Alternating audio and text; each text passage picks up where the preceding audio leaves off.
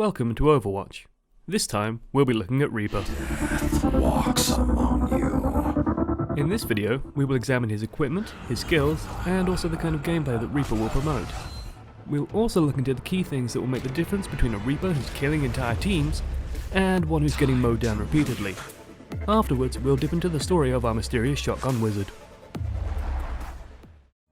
Reaper is a difficult character to outline without having much play experience. A mixture of ambusher and heavy damage dealer, I honestly think Reaper will likely require some finesse and teamwork to pull off well.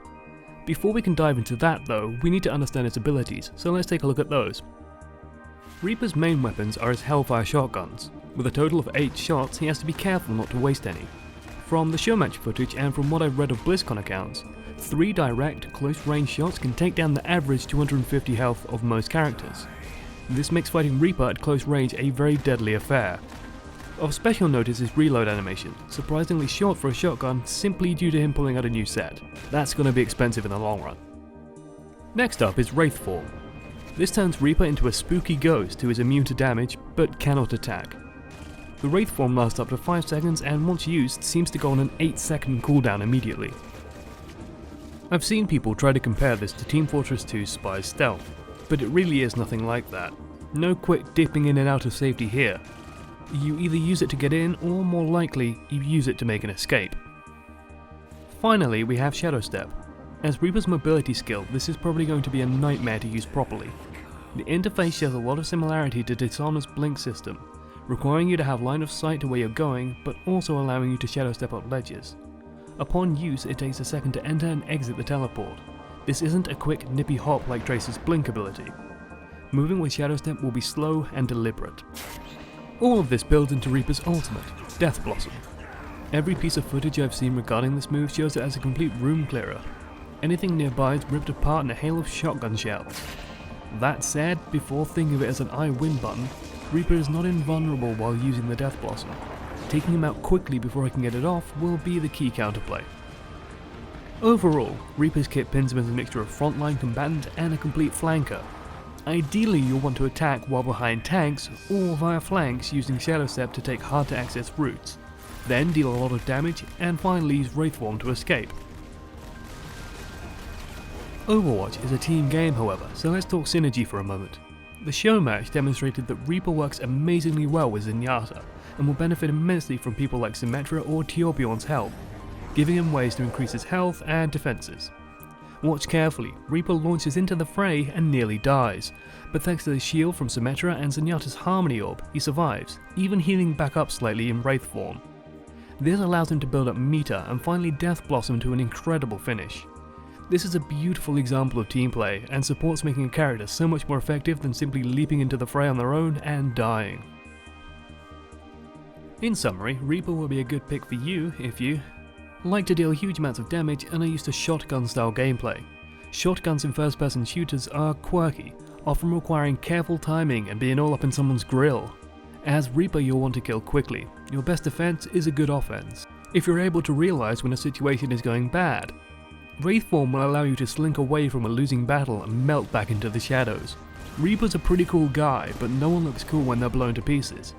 This all leads into knowing how and when to launch him for an ultimate. Reaper's Death Blossom is incredibly powerful, and surviving to use it will make or break matches.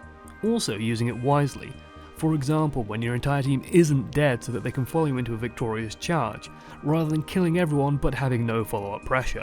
Or just getting blown up the moment you use it. And finally, you like being a shadow-powered shotgun wizard. It's not something you see every day. Now we'll leap into the story, a difficult thing for a character like Reaper. The key word here that I'll try to avoid repeating endlessly is mystery. Reaper is a mercenary with no strict affiliation, but the nature of his work seems to put him in line with talent. That being said, loyalty does not seem to matter to Reaper. He simply shows up, kills without remorse or pity, and then disappears into nothing.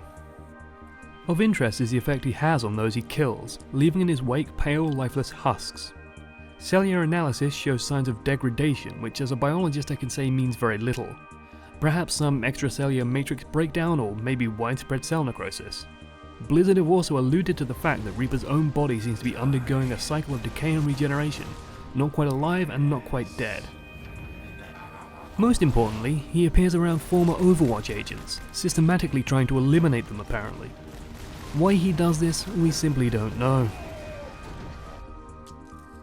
And we shouldn't, if you ask me. Mysterious characters are great, especially when they're the kind of sociopathic, unambiguous evil that Reaper seems to be. A man who enjoys his work, I think the less we know the better.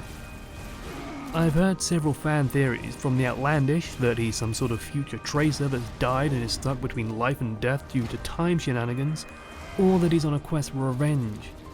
Either way, less might be more here. Hint at things and nothing more. We don't need to know the details. His mercenary nature puts him as a loner. Currently we know that he's willing to work with Widowmaker. This makes sense as Widowmaker serves Talon, who are at odds with Reaper's apparent enemies in Overwatch. Other than that, this isn't a character I can see having much meaningful interaction with others. He's best kept as kind of the ultimate bad guy, a killer who enjoys killing and who hunts heroes. Whether it's for revenge, pride, or money, or glory, his reasons are his own. Next time we were looking at a similarly mysterious character, mostly because he seems to be mute. Everyone's favourite mobile minigun, Bastion.